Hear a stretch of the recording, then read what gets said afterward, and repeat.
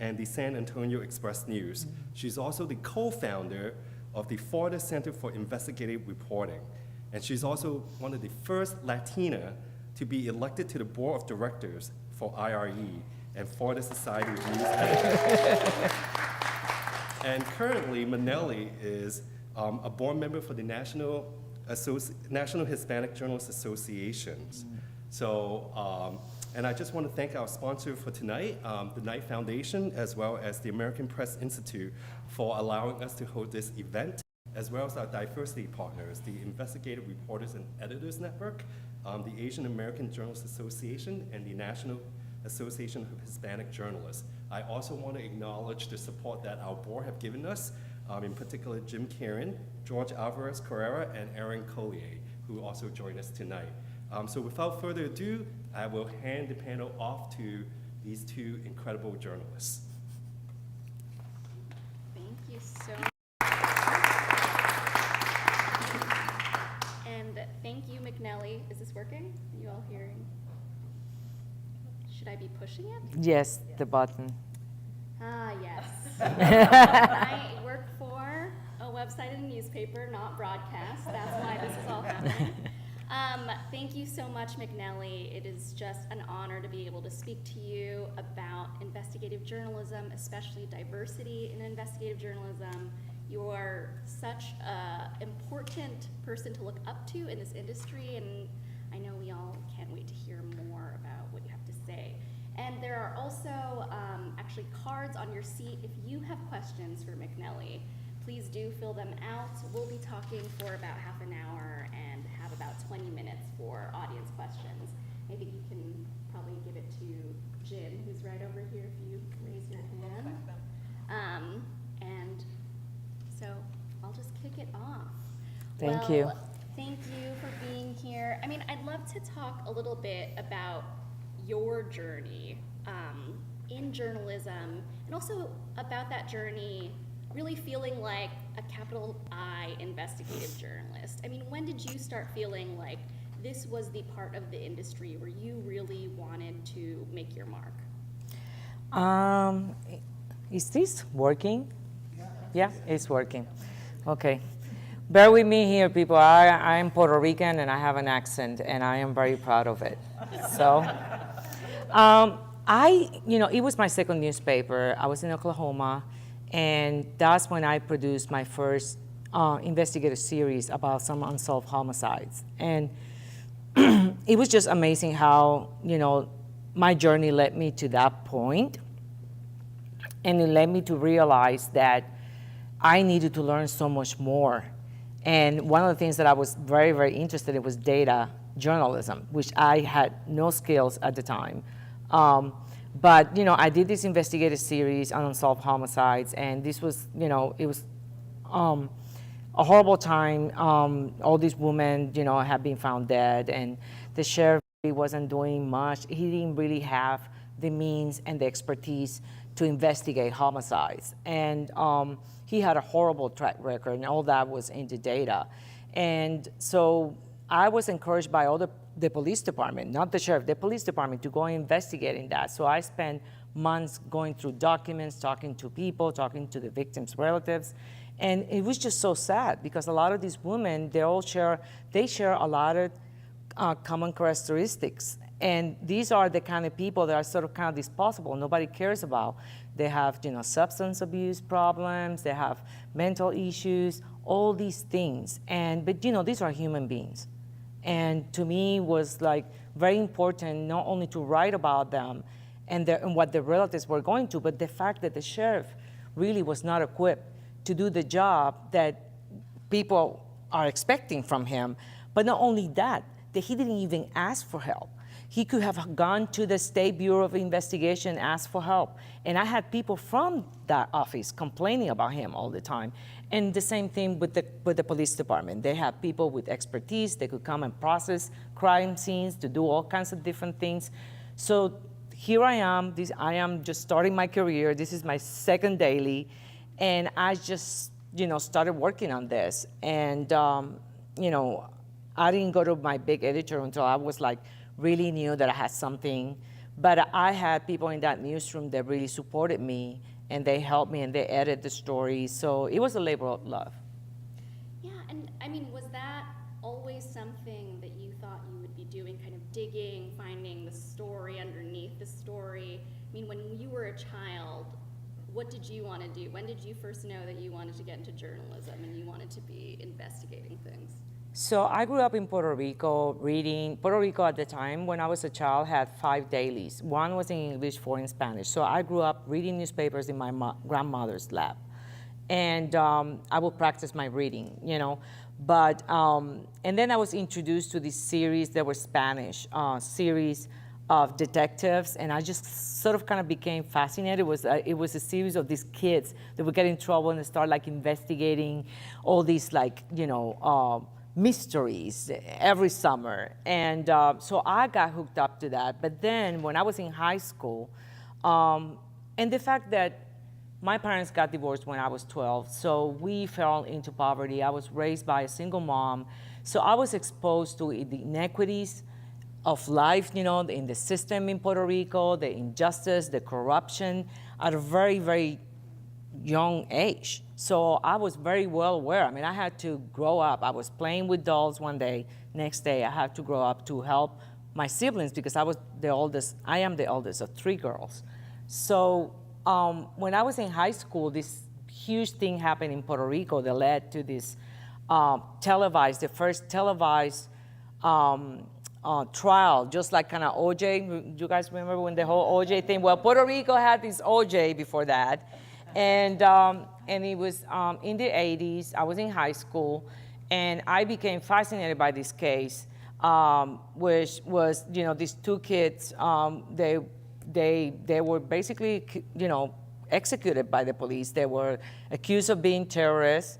They were part of the, you know, the independence movement in Puerto Rico.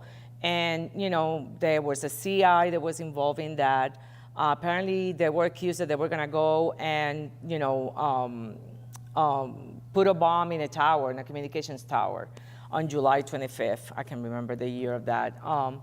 But the bottom line here was that this was an execution. The police was involved, and there was a witness, which was the taxi driver who drove them to the scene with the CI, and there was a huge cover-up. We're talking about over 10 police officers that executed these 2 young men who were younger than 20 years old at the time. And the governor, and apparently he did an investigation, there was a lot of pressure, and they decided that nothing to see here, you know, these kids were bad. But there was so much pressure from the media because every time they would talk to someone, new information will come up. You know how when you investigate, when you talk to people, and then new details come up, and then the contradiction starts like to come in and pop up, and it just became obvious. Something's going on here. So there was a huge investigation, and to make a long story short, 10 cops went to prison. And that opens my eyes about, you know, investigative journalism and the power of investigative journalism. And for me to see, I remember we had a newspaper called El Mundo, which now defunct, it died, had this amazing front page, which was an amazing illustration by the artist, and it had all the faces of all the police officers and the charges and, you know, how many years they were facing in prison. DOJ went and investigated. DOJ was part of this cover-up, by the way, and the FBI. And it was a huge, huge scandal. And we used to skip classes and go and watch the hearings on TV. You know, so I would skip the English class, the math class, and we go with my friends because everybody was watching this. And the prosecutor was so charismatic. And there were teachers with his face, you know, with his favorite phrases. So this was a time in Puerto Rico that was like really interesting, and it sort of kind of opened my eyes about the possibilities of investigative reporting, the things that you can do, how you can shed light on wrongdoing. Yeah, and when you realized that that was an industry you wanted to go into, I know that there are always, you know, stereotypes of what immigrant families want you to do. I mean, what did your family think about you going into investigative journalism, into journalism in general? My family has been okay with that. You know, I mean, they're like, I left Puerto Rico. Yeah, they're like, you know, I mean, I know that I did everything backwards. You know, I left Puerto Rico. I was in my second year of college. I got married to a military guy. I traveled the world following him. I had a family, and then I went back to school, and then I started working. I had been working nonstop since I graduated from college. So I did everything backwards, okay?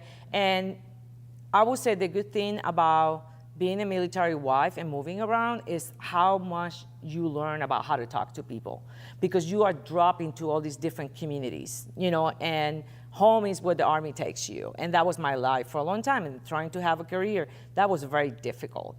And I know that over time, I know that my family sometimes worry about me a little bit, you know, and I don't bring work to home. I don't talk much about, you know, what I do. But they're very proud of the things, you know. Now in social media, they learn about the things. Even I don't say it at home, but all of a sudden it's on Twitter or it's in Facebook, so they're very proud of me. They should be. They should be very proud. And I kind of want to go back to the newsrooms that you've worked in. Coming up as, you know, a proud Latina woman, I mean, were there ever moments where you felt like you were underestimated, or you were going after a story and people didn't think you were necessarily up to the task? All the time, all the time. I mean, I remember the time in the newsroom where an AP bureau chief from Oklahoma came into the newsroom, and my boss was going to introduce me to him because, oh, by the way, they have just taken a story from me and that I wrote and repurposed it and gave some other people's bylines. So, you know, this is a long time ago. And the guy comes in and he walks in the newsroom, and then he looked at me and he said, "You don't look like a cop reporter." Oh my gosh. And I look at him and I'm like, well, I didn't know a cop reporter was supposed to look certain ways. So I was just like really like shocked by the comment. But yeah, there's been moments where sometimes, you know, when things are happening in like tough neighborhoods or low income neighborhoods, and you're trying to explain to editors, you know, this is why you need to do X, Y, and Z, because you know, and they don't listen to you, or the way that sometimes people are portrayed. So yes, there's been times that, also times where you have your colleagues that you're working with them on a story and they don't give you a byline. You know, that's happened. So yes, you feel underestimated. I have never allowed any of that to deter me. That gives me more fuel, because I have the right to be here, just like you have the right to be here. Just like my friend Mark Walker over there have the right to be here, and everybody else. Trees, my new friend here, who won also journalism. And I got my friend Kennedy over there, who's also a kick-ass, investigative reporter and editor. So I have never allowed that. I just use that as a way to energize me, to show, yes, I need to be here and I have something to contribute to the effort. And I am pretty good at what I do, and I love working with people. That's the thing. I love working with people. I'm not a loner. You know, some reporters are loners. They don't like to work with other people. I don't. I love working with people. Yeah, it did not seem like you were a person who would ever back down. But I mean, working in our industry, going into newsrooms, and as Paul was saying, we are one of, few investigative reporters who are also women of color. I mean, what do you feel like are some of the obstacles for people of color in journalism, in investigative journalism? Well, I've been in newsroom when I was the only Latina, or the only person of color, so I've been in that situation. I think is the lack of investment. We don't get the investment, and that's why, investing in investigative journalism is super important. But when you have people of color, and you want to bring them in, you also have to invest on that, like you invest in everybody else. Investing in resources, supporting them with the training, supporting them with everything they need so they can have those tools to be successful. Because, everybody else gets that.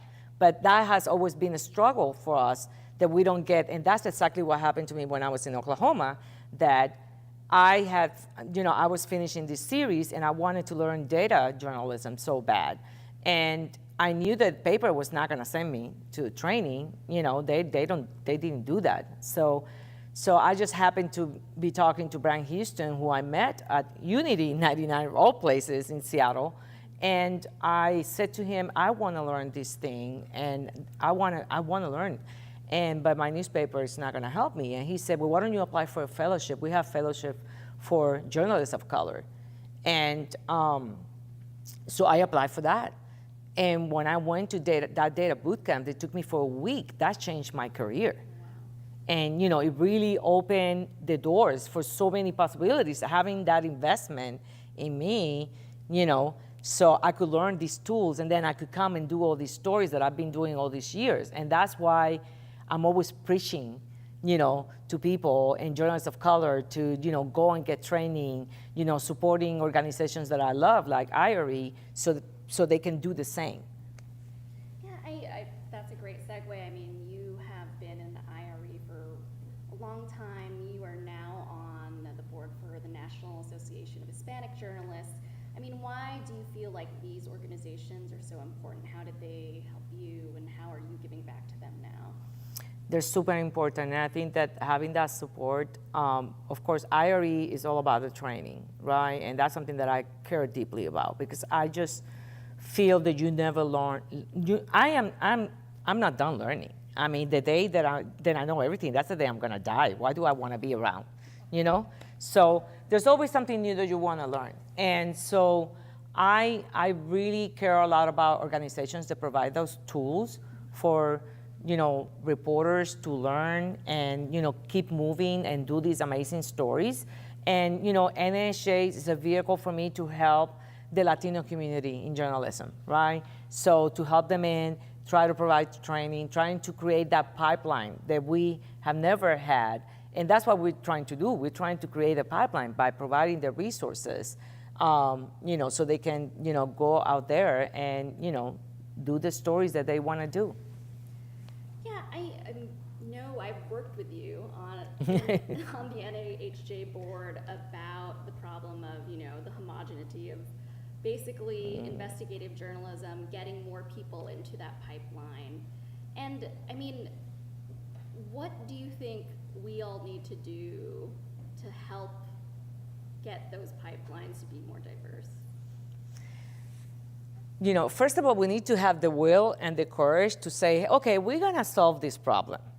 Because I know that I have had I had an interview years ago. I was contacted by this newspaper in Kentucky. I'm not gonna say where, but I love telling this story because it just goes to the heart what the issue is. So I get the call, and they offering me this job to be an editor for the I team. So I start talking to editors, and every time I talk to one, I will ask them, so what are your numbers on diversity? And they will always say, you know, we got people. I'm thinking, okay, they got probably one black person, they might have one Latino, because that's usually the case. And you know, the more editors I talked to, I kept asking the question. Then one day, they called me. I had another editor, he calls me. I think it was a woman.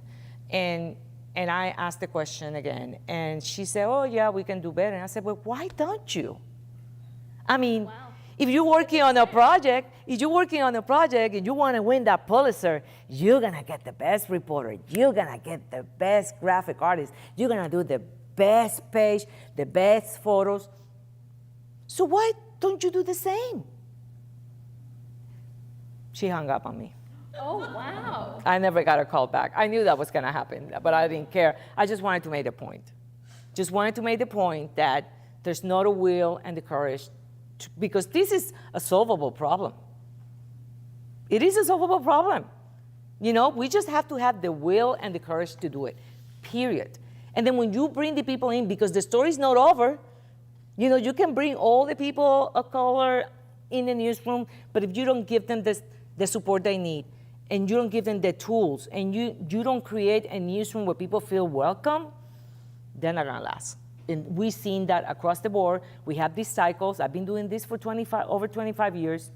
I feel old, but, you know, and I think I look good for my age. I didn't want to interrupt. I have to say that. I was like, you look amazing. Thank you. So, but I've seen the cycles, now with the George Floyd 2 years ago, right? That's the whole reckoning, blah, blah, blah. And now they start to die out. And now we're seeing that because we want to collect data on newsrooms, and they don't want to give us the data because they don't want us to know the numbers, even though we know people, like I know a lot of people. I can, if somebody doesn't fill out the form, I'm going to try to contact, let me find out so-and-so editor to see how many people of color do we have. So I think that this is a solvable problem, but it's all about investing the time, you want to invest in investigative journalism, which is super important. Now more than ever, you need to have a diverse group of people to really do that kind of work, because it's the only way that you're going to have better journalism. Yeah, and I mean, you've said you've seen these cycles. Do you see that happening again? There was obviously a lot of attention paid to the makeup of different companies, and that also, obviously applies in journalism as well. I mean, what can we do to make sure that this stays top of mind for everyone, that doesn't go away if there's a recession? We need to keep talking about it. That's what we're trying to do when we form the coalition, right? We're trying to put pressure on companies. I know that the News Leaders Association, which my boss sits on the board, they do the survey every year, on newsrooms. And I think that the survey was answered by, 30% of newsrooms across the nation, something like that? Am I underestimating or overestimating that? I mean, that is just unacceptable, people. I mean, we need to know what the makeup is. We're trying to do that at NHA that too. We're meeting with organizations. We're going to start doing that again. We need to know the numbers. And then we need to reach out to them and say, hey, how can we help? Is there anything that we can do to help? And we just, we have to have the will and the courage to do this, period. Yeah, I mean, a little bit earlier we were talking about, how you feel when someone says, how do you make the case for diversity in journalism? Why is it so important to have diversity in journalism? And what is your attitude when you hear that question now?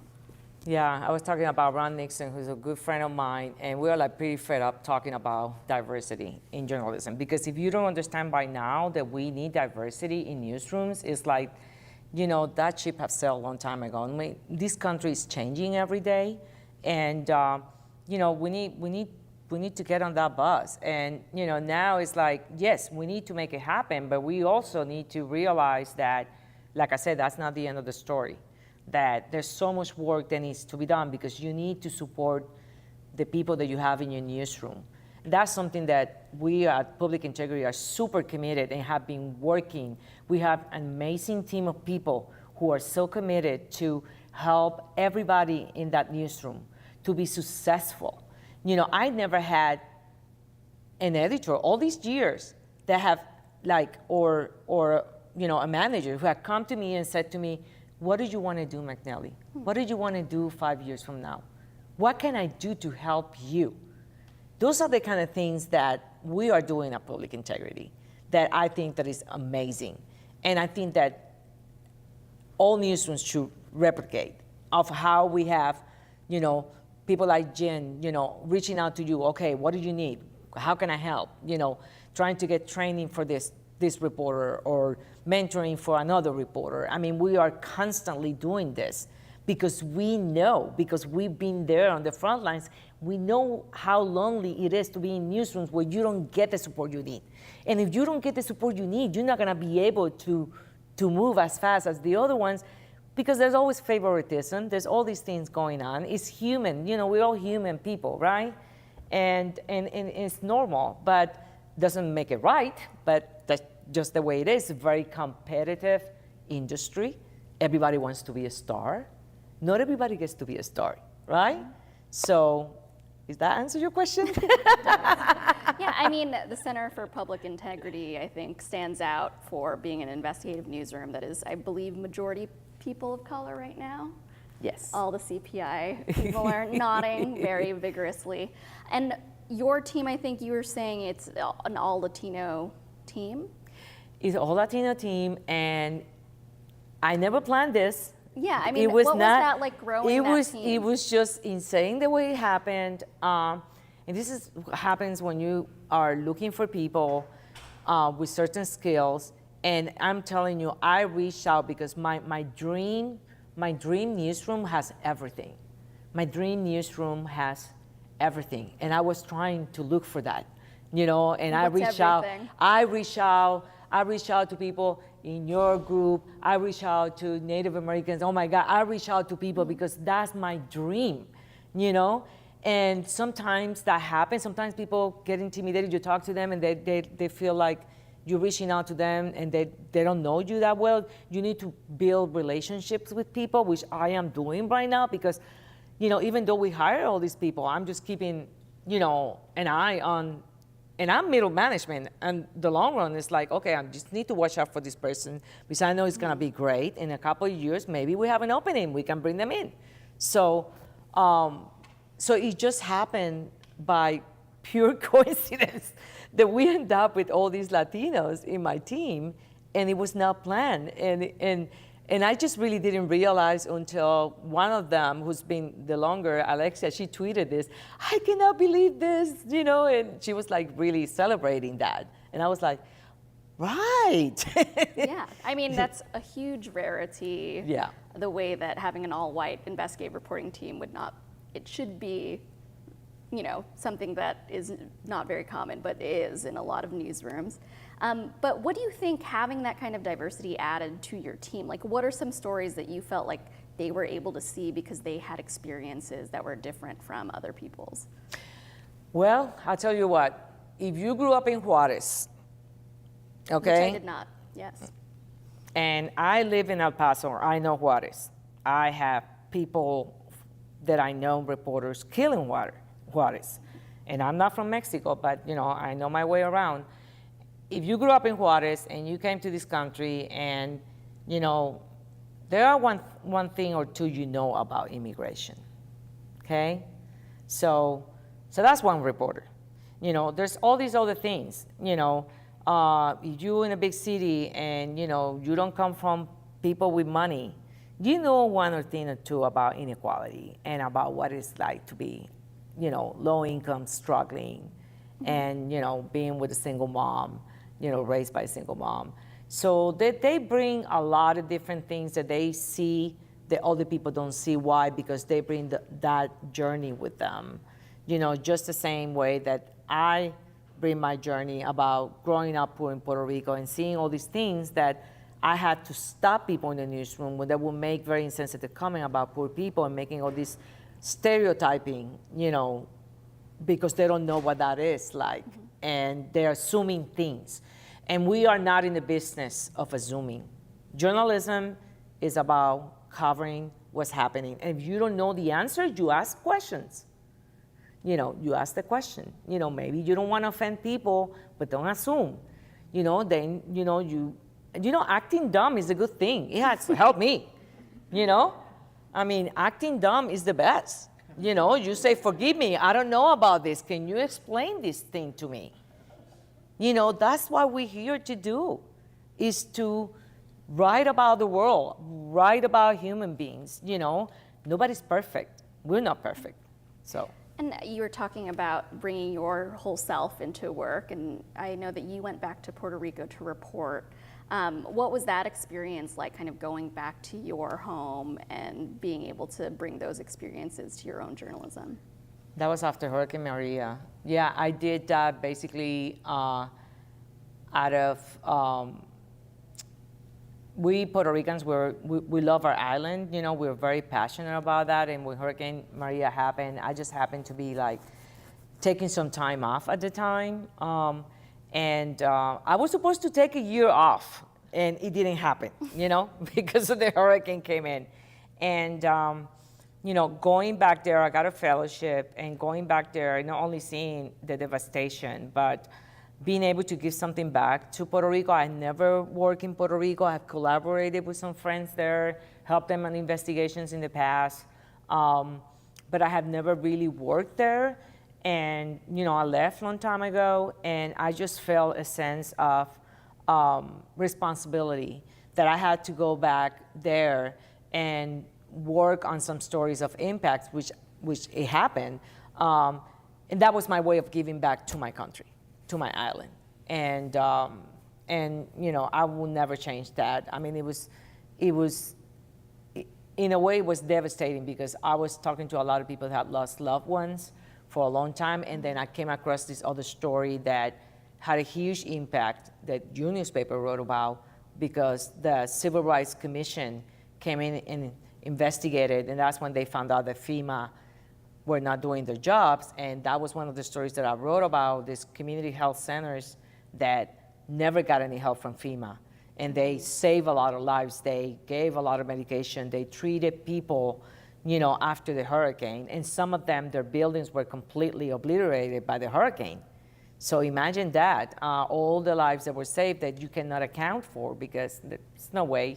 But they were out there doing that. And I just came across that, and I had to delve into a lot of documents, memos from FEMA to kind of show that they neglected them completely. So That must have been, was it an emotional experience? I mean, what was it like being there? Yeah, it was. It was, because the first time that I went to Puerto Rico, and I drove down to places that I did not recognize, and I thought I was lost. Oh, wow. And I was recording and driving through a place that you have driven so many times, you know, in your life, and you love, and all of a sudden, you know, trees are gone, everything is gone, you know, buildings are like destroyed, you know. I mean, I started crying. I have covered a lot of disasters, you know. I live in Florida, you know. So, but this was different. And so, yeah, it was devastating. And this is my last question. We'll go to the audience. We have a couple here, and then if you have any others, please submit them or put them on the record, on the actual note cards. I mean, I feel like we also are at a time that people are talking more about bringing their whole selves into work. You know, even with AJ, after the Atlanta shootings, a lot of people were talking about how they were thinking more about their Asian American identity and how that impacted their work. And we had some members who were saying, you know, some people thought we would be, you know, too close to the story to cover the Atlanta shooting or something like that. I mean, how have you seen attitudes change within the newsroom of reporters talking more about their identity and how it factors into their journalism, and seeing it as a strength rather than something that will pigeonhole them, for example? I don't see that as, I see that as a strength, because you know what you're talking about. Mm-hmm. You know, if you know the Asian community, like, there are things that I don't know about. So, you know, and this whole aura and culture in journalism that it was created to have some people and keep some people out about, oh, a good journalist can cover everything. I don't believe in that anymore. That is just a total fallacy. I'm sorry. You know, I love investigative journalism. I don't care about sports. You will never, and my husband is he's a sports maniac. Don't care about, now, if I need to investigate something, I mean, you've done some stuff. I am working on an NFL story right now. You're and doing don't some follow stuff. the NFL that much, but I can confirm you can still work on it. I mean, I had to force myself to learn football, because when I married my husband, it's like, you know, football, you know? It's like, can it be more boring? But, you know, he loves football. And we watch, I mean, I sit down and watch with the whole family, you know, in the Super Bowl. I care more about the halftime show, although lately it has been a disaster, you know, but yeah, I think that, you know, people with certain experiences bring something different, and they can ask questions that nobody else is gonna ask because they have that knowledge. Mm-hmm. And now we're going to some great audience questions. One of the first is, what advice would you give to journalists just starting out who want to be investigative journalists? Learn everything. Learn from people around you. I remember my second newsroom, the one where I did my first investigation. I had all these wonderful people, and I learned so much from them. Never stop learning. Always try to do new things. And and persevere. Don't let people say no to you. These people are gonna say no, for whatever reason. You got an editor who's having a bad day, his boss is Yankees chain, and you come in with a great idea, and he's gonna be like, I'm not interested in that. It happens all the time. You just have to, keep doing your research, keep making it stronger. Go create a community around you and a sounding board that you can go to them and you say, hey, I got this idea, I wrote this memo, can you see it? I have this draft, can you please give me your feedback? Because it's all about, it takes a village. Just like what we're doing in our newsroom, helping, it takes a village. So you need to create your own village. Yeah, who is in that village? Whose work do you admire, and who are you following all the time in terms of your journalistic heroes? Well, I have Corey Johnson, who's a great recent friend. Pulitzer Prize winner at the Tampa Bay Times. Yeah. I don't want to name names. I'm just gonna leave. Except I'm just for gonna Corey, name him. Except for Corey, That's who's it. very Corey, lucky, he's the only my guy. name. He's my guy. No, I there's a lot of people. I don't want to because I'm gonna leave people out and then people get pissed. And I have a lot of friends out there. No, there's a lot of people that I read to, and then also over the years I created my own community, people that I go to all the time, and they have always been very supportive. And I feel very lucky about that because all the places that I've worked, plus the network that I have in the different groups that I'm very active with. Right. And another question, could you talk about reporting since 2016 when journalists were considered by some as, quote, enemies of the state, particularly non-white journalists who are often accused of having an agenda? What's the question? What's it like reporting in an atmosphere where people might not trust you, will think that you're an enemy of the state? People, public officials may say that, especially if they're accusing certain reporters of having agendas, especially people of color. Well, that happens in Latin America all the time, and I have a friend of mine here who works with a great organization that's constantly helping folks. And listen, we are lucky in this country that we have the system that we have and freedom of the press. And I think that what happened in 2016, having the president of the United States at the time calling the media the enemy of the people, was the most disgraceful thing that I have ever seen in my life. And I just can't imagine, as journalists of color, we get threats and we get harassed, and all these things happen to us all the time. But living on that constant, environment it's not healthy for anybody. And I know that a lot of journalists of color have left the business because of that, because of the environment, the hostile environment in their newsrooms and outside the newsrooms. So I don't have an answer for that other than calling it out. I am tired of being silent. I just call it out, But it's difficult when you have politicians or you have people in power, making those comments. And I think this is why we need coalitions, journalism groups, to sort of kind of call it out and just, have our voice out there telling, people in power that it's not cool to say things like that. Because look at what's happening. Look what happened last week with Pelosi's husband. It's just horrendous. Yeah, and what do you feel like the future of investigative journalism looks like, especially for journalists of color? Is another question we got. I think investigative journalism is not going anywhere,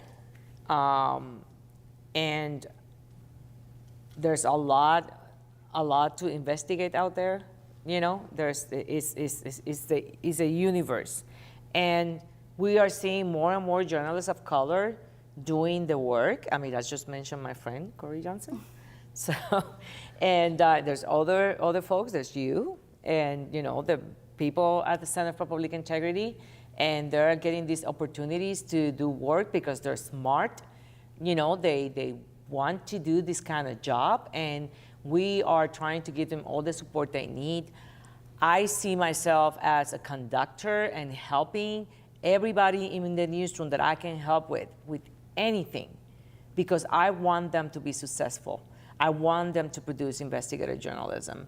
And I just really think that it's not going to go away because we are not going to allow that. Because if we allow investigative journalism to go away, our democracy is over. Seriously.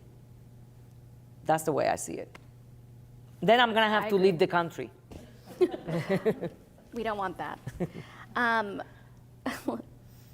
This is a recent one. With the rise in trendy crime podcasts, do you think these are helpful to the industry, or are they ruining the profession? I have a podcast that you all should listen to. It's called Broken Doors. It's a 6-part investigative podcast. I don't think it's a trendy crime podcast. Why would that ruin anything? I mean, it's a free country, right? I mean, you can watch. I mean, don't you have like nowadays, like you got Hulu, you got Netflix, you got all things that you can stream, right? Hey, if you have bad taste and you want to listen to crime podcast that is not considered journalism, I mean, I don't know. I have never listened to it. You go ahead, knock yourself out.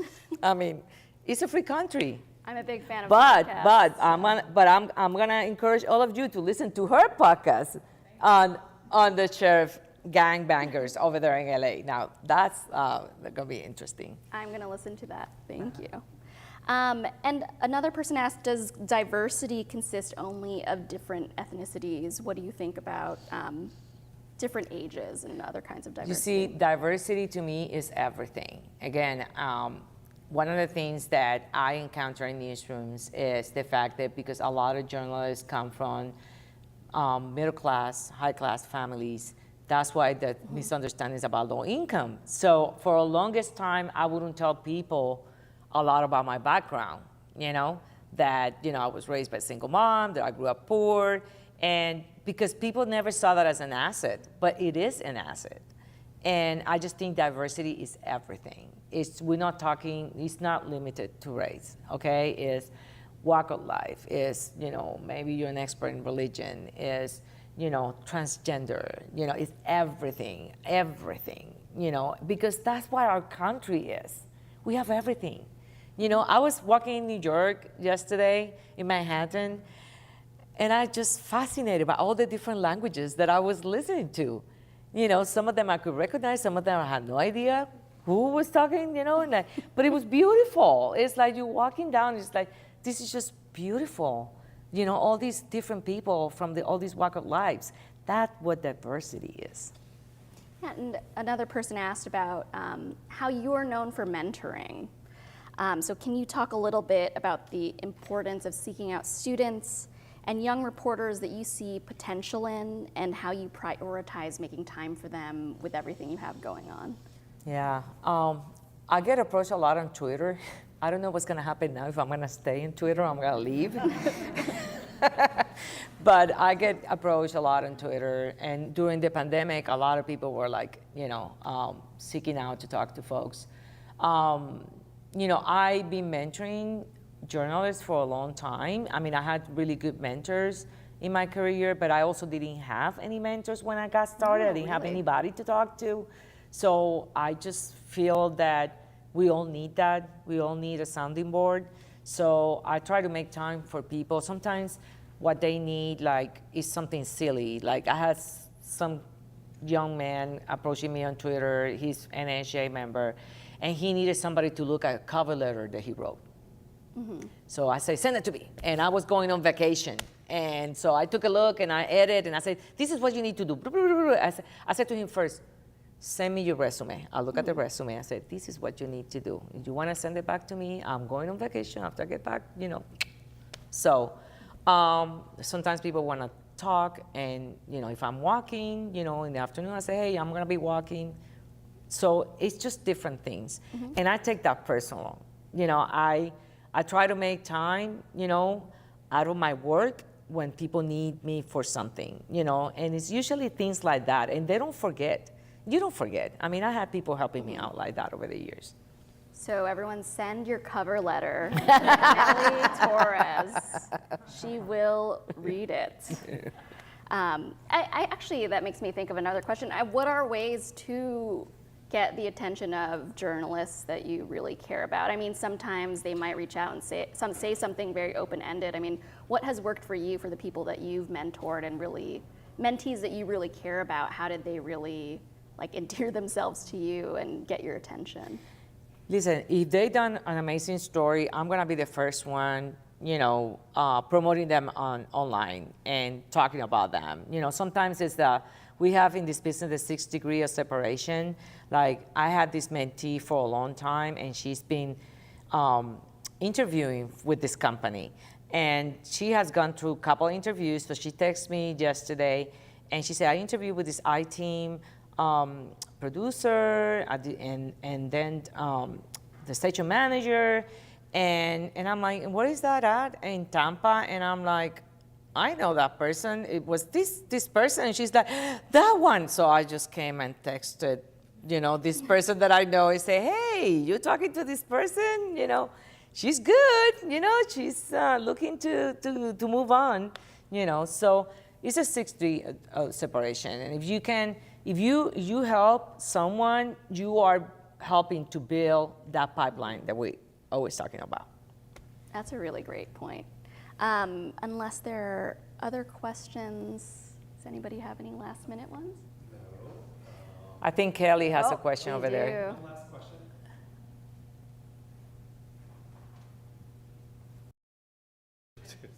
Oh, I was like, it's getting personally walked around the stage.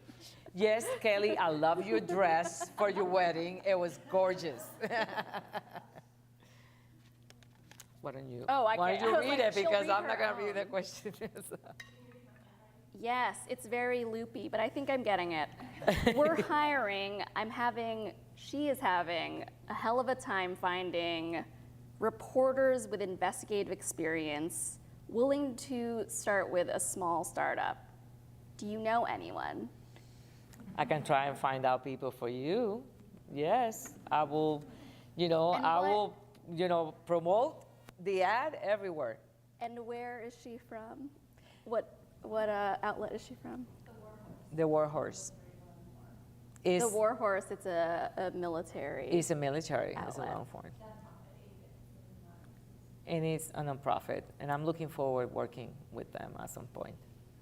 So Yeah, So- Warhorse So if is you're a looking great for a podcast. job, go look at the Warhorse. but And I am, also talk to McNelly. and talk to me so I can hook you up and get Kelly, but I'm gonna be promoting that for sure. Even seems like if you're not looking for a job, you should, in journalism, you could still talk to Manelli. And thank you, Nicole, and thank you, Manelli, for your insight. Thank As you. we conclude the live stream portion of the program, just want to say that, to really sort of grow our field, to make sure there's more diverse, to make sure that the story of America is being told, I know that we need support. And journalism is more important than ever now. And for those who are watching online, we encourage you this holiday season to make an investment. Make an investment in us here at CPI, and also make an investment on people like Nicole and Manelli so that we could see more of them telling stories for America. So with that, thank you for those who are joining us online. And for those who are here, we have more food. We have food now. We have food and more wine and drinks for you. And then you will be hearing from some of our board members with brief remarks. So if anyone who's here, you're welcome to enjoy Jen told me this is one of the most beautiful places to see the Beautiful Washington, D.C. Skyline. Skyline, which seemed very flat except for a few things. Skyline, and you could go over there and enjoy more food and wine. So thank you, Manelli and Thank Nicole. you. Thank you for coming. Now.